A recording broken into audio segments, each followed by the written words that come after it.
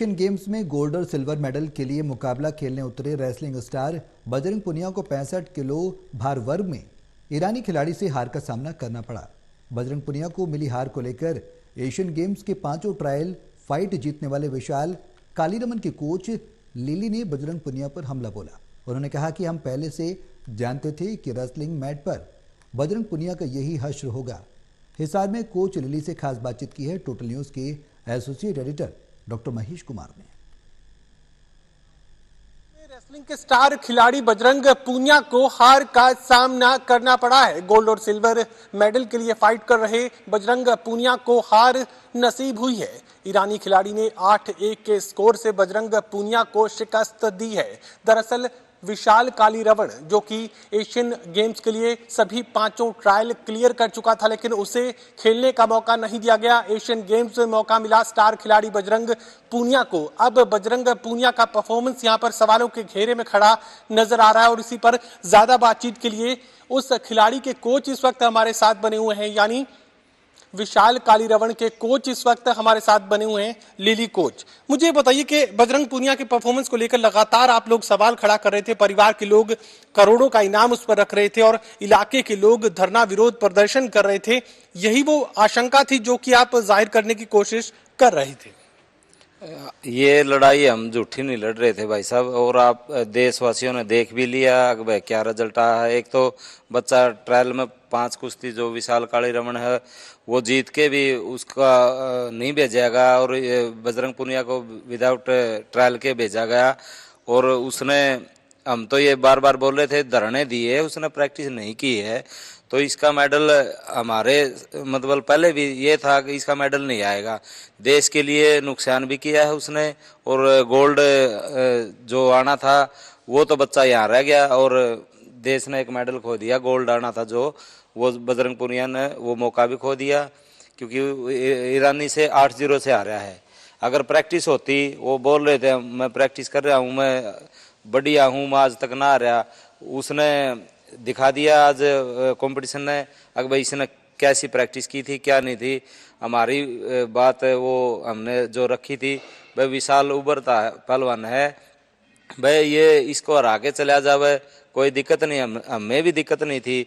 एक निष्पक्ष ये मांग कर रहे थे कि भाई मेडल की अलग बात है, एक जो ट्रायल में फर्स्ट आ रहा है उसके साथ तो इसकी बाउट होनी चाहिए, उसके बाद जो जीता है उसको भेज दिया जाए।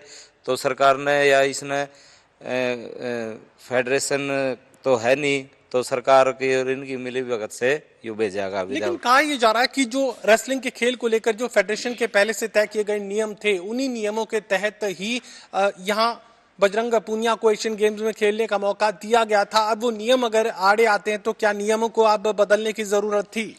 नियम की बात ये है भाई साहब, नियम तो इन बदलन खातर तो धरना ही धरा था। यौन शोषण की बात लेके आए, यौन शोषण जूनियर बड़का का हक नहीं मारेंगे, तो जूनियर बड़का का हक इन्हें मारा और ऊपरला ने इनको रिजल्ट भी दे दिया। भाई देखो ये ऊपरला है, ये इसकी लाठी में आवाज नहीं होती, ये जो गलत करेगा उसको गलत भुगतना पड़ेगा और इसी वक्त भुगतना पड़ेगा। तो आपको ये लगता है कि बजरंग पुनिया के परफॉर्मेंस के लिहाज से खाली हाथ बजरंग पुनिया को एशियन गेम से लौटना पड़ेगा?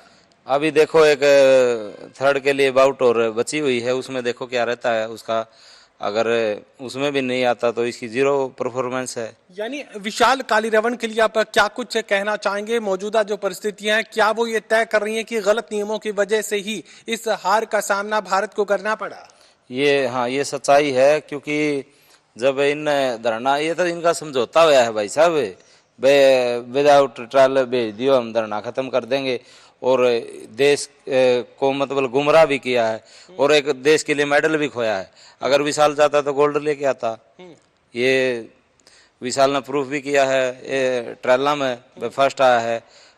ये कितनी शर्म की बात है सभी के लिए, देश के लिए भी मतलब मेडल नहीं आया। यानी मुझे ये भी बताइए कि करोड़ों के जो इनाम समाज के लोगों की तरफ से रखे गए थे, ग्रामीण इलाके के रहने वाले लोगों की तरफ से रखे गए थे और खुद परिवार करोड़ों के इनाम देने के लिए तैयार था। चुनौती दी गई थी बजरंग पुनिया को एशियन गेम्स में जाने से पहले वो फाइट करे।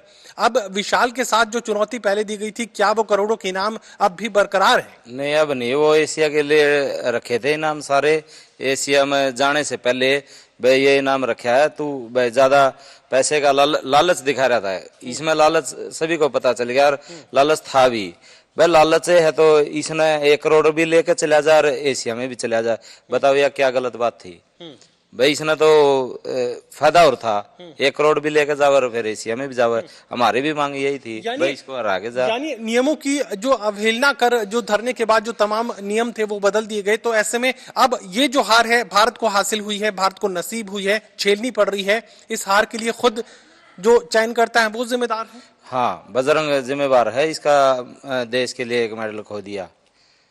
चलिए, साफ तौर से बात कही जा सकती है कि बजरंग पूनिया को मिली हार को लेकर जो लिली कोच हैं साफ तौर से ये जाहिर करने की कोशिश कर रहे हैं कि गलत नियमों के तहत बजरंग पूनिया को भेज दिया गया था। अगर समय रहते विशाल कालीरमण को चुन लिया जाता तो मेडल भारत की झोली में आता और गोल्ड मेडल की जिम्मेदारी यहां पर लिली कोच लगातार देते रहे हैं। धरना विरोध प्रदर्शन करने वाले लोग इनके साथ सड़कों पर उतरकर आवाज उठाते रहे हैं। सहयोगी कमल के साथ doctor Mahesh Kumar, total news, Hisar.